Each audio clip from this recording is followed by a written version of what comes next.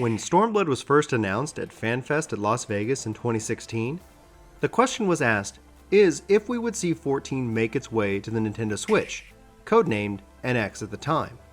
Now behind the scenes, this question was asked in hopes of once and for all putting to rest the idea that 14 could or would even run on the Nintendo Switch.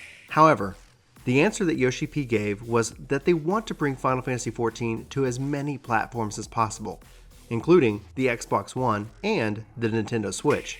This answer, not being a hard no, makes sense when you think about the relationship between Square Enix and Nintendo.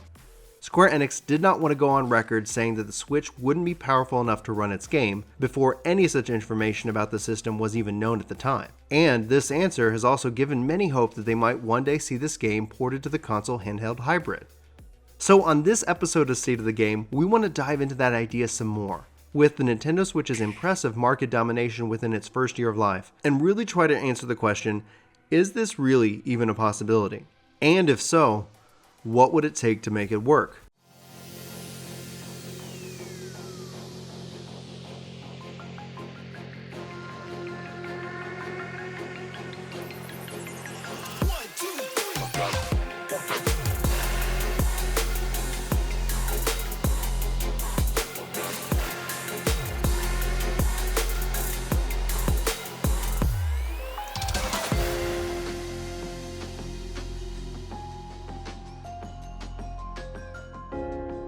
For many, looking at the Nintendo Switch and Final Fantasy XIV, the answer is simple. No, this is not a possibility. Namely because 14 just left the PS3 generation, and it has benefited the game from this move. So why would it take a step back now to support a platform that isn't as strong as an Xbox One or a PS4? And while the Nintendo Switch is more powerful than a Wii U, which was actually more powerful than a PS3, that power wasn't substantially better. But this all changed for me when Square Enix decided to port Final Fantasy XV to the mobile platforms. And this got me thinking, couldn't the same thing be done for 14 on a less powerful platform like the Nintendo Switch? And the answer is yes, this could be done. The Switch version of 14 could have a different art style to help it run without the need to produce high-end visuals such that of the PC and PS4 editions. But this would come at a significant cost, and that would be of development time. In order to maintain two versions and two visual art styles for this game, more development resources would need to be added, and testing and deployment would also need more time because of the differences in each platform. Now, I've seen the same argument made by the player base who doesn't want to see this game come to Xbox One, saying that it would slow down the patch cycle and lead to less content overall. And while I understand the feeling behind the argument for the Xbox One, the impact would actually be so small in the process it wouldn't be noticed by the community. But the Switch would be noticed. This problem is only compacted by the fact that this is a persistent game and continuing to get updates and be supported with large content patches each and every few months.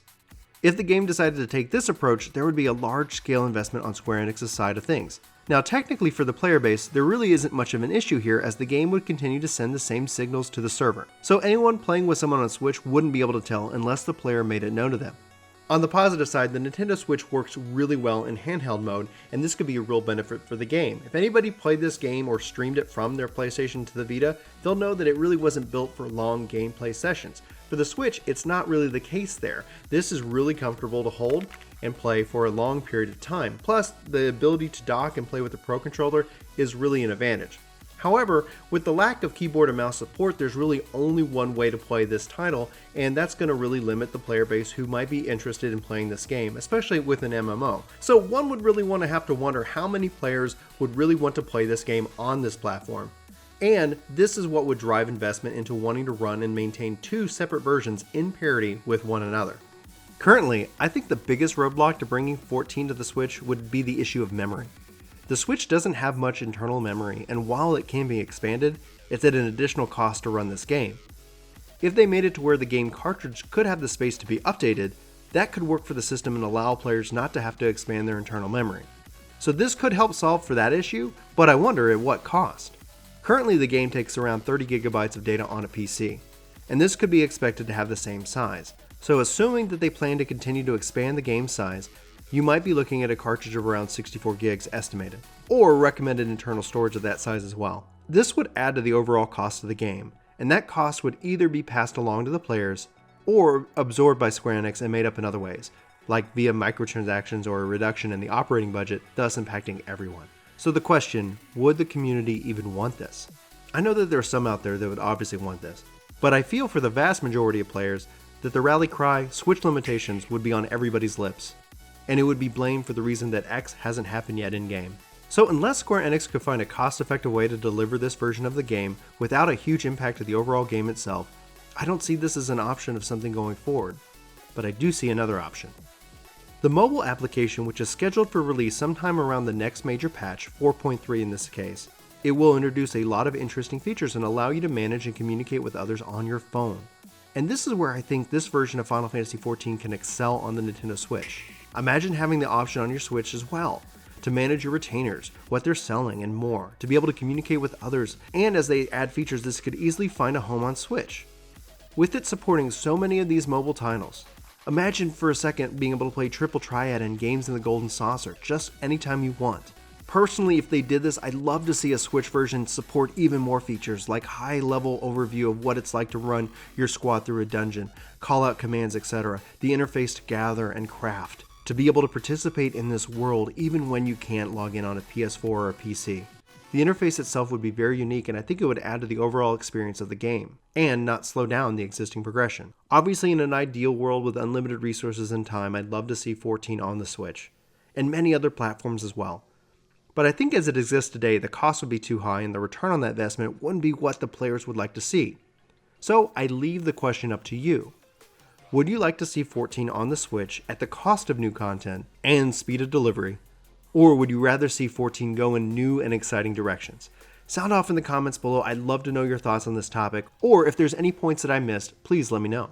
In the end, the Nintendo Switch needs more Final Fantasy, and Final Fantasy needs the Switch. This system is one of my favorite places to play, and I'd love to see more games that I play on a daily basis supported here as well. But only time will really tell in the end. Anyway guys, thanks so much for watching this video. This has been Brian for Work to Game. If you like this video and what we're trying to do here on the channel, please hit that like button, and if you're not subscribed, please hit that subscribe button. We'd love to see you come back. But until then, we hope you have a fantastic week, and take care. So thinking of the user interface from a positive perspective, I think the handheld, as a positive. So at this point, the Nintendo